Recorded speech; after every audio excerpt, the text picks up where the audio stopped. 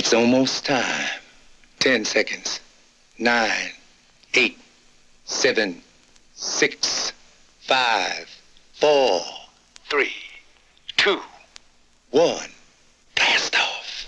It is indeed a pleasure to have this privilege to play here for you. And we intend to give you a very fine program, so just settle back, relax, and enjoy the moment. Yeah. 1, 2, 1, 2. Here we go again. 2007. I be the chocolate boy, wonder beat rock. AKA the soul brother #1. Whatever you gonna call me. Old school, whatever. But I got some new. As I introduce to you, New York's finest. P-Rock is one of the most legendary producers of all time. It's crazy when I can play P-Rock beats in front of my mama, you know what I'm saying? They say, ooh, baby, what's that? It's just P-Rock, mama. He's definitely top 5 all-time hip-hop producer, 100%. P-Rock. What do you want me to say? He was the man. To me, still is the man. We have certain people that we feel fit into the stable of good producers that we admire for their work of being original. From Rick Rubin to Large Professor to Marley Marl, you got P-Rock in that same fold. There's certain people who are, a little bit more than just an influence. There's people that you really look to like idols. So me growing up, Pete was definitely one of the main ones. The records that he was using, you had to search far and wide for. They weren't so easily accessible. I mean, all the samples that he used to find back in the days, the stuff that he still does today, the way he chops stuff up. He's inspired so many people. He's inspired me. My favorite Pete Rock song is definitely Reminisce. It just was classic. In the spring of '92, and they debuted the joint on Yo MTV Raps. And I never forget it. I ain't been right since. When it first come on, it demands the attention. And then it instantly take you back to that time and era. Looking at that album cover, of the second album, on the back of the main ingredient, you're just sitting there trying to pick out and identify what you can.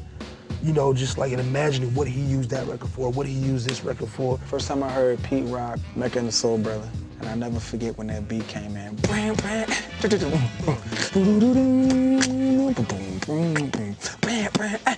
Pete Rock was one of the first people to go out there and explore something other than the James Brown sample and bring it to the table, and it's like, wow, where did he get that from? How do I know a Pete Rock beat when I hear one?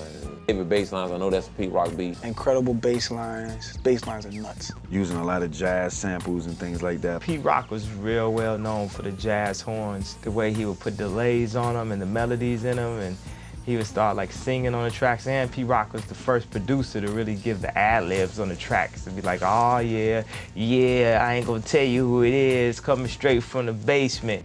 If he were an instrument, he would be a horn, he would be a bass player. But a bass player in the sense of the Midwest bass players. Cats like James Jamerson, females like Carol Kay. He would just take these little pin needle drops, these little small samples that he didn't use, and just put them in between songs. Niggas was just taking his just throwaway loops, yeah, it's just my interlude loop, and making songs. I couldn't wait to get a Pete Rock. I couldn't call it a remix because it was better than the original song. Pete Rock really invented the remix, I think. Another Pete Rock remix. We started off like that. House of Pain, Jump Around remix.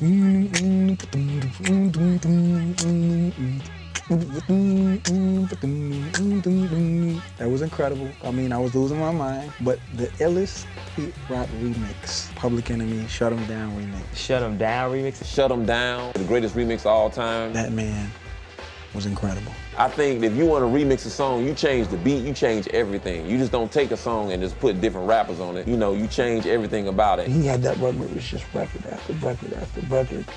It was just undeniable.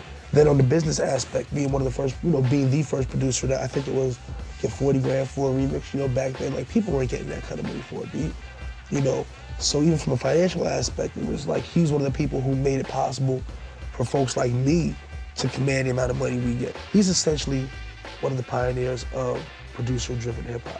I only aspire to affect the masses the way that he has. That's how you know that you're a legend, because you could come out at any time. Doesn't matter, age is not a factor when you are a genius. The game is in need of some real, honest music. We just need to feel that soul once more, man. It's time for P-Rock to drop something new.